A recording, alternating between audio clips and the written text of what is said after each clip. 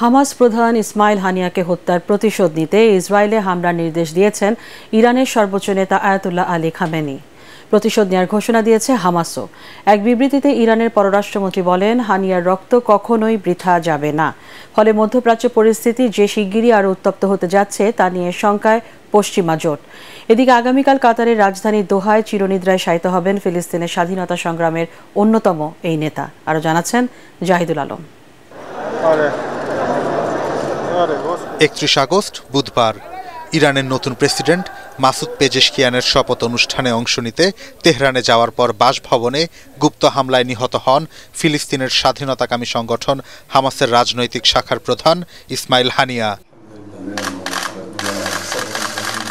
তার মৃত্যুর খবরে স্তব্ধ হয়ে যায় গোটা বিশ্ব।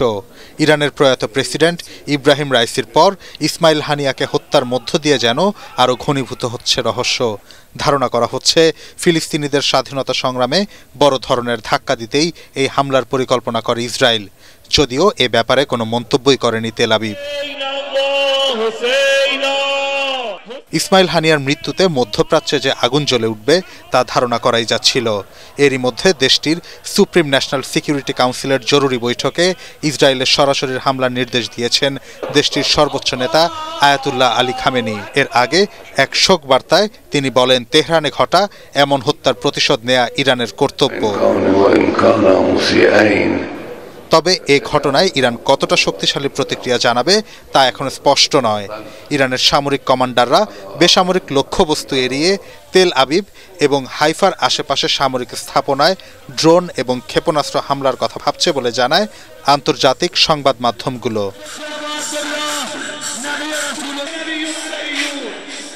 এদিকে ইরানের রাজধানী তেহরানে ইসমাইল হানিয়ার জানাজায় লাখো মানুষের ঢল নামে। জানাজায় ইমামতি করেন দেশটির সর্বোচ্চ নেতা আলী খামেনি। শুক্রবার কাতারের রাজধানী দোহায় সমাহিত করা হবে ফিলিস্তিনের স্বাধীনতার অন্যতম এই স্বপ্নদ্রষ্টাকে।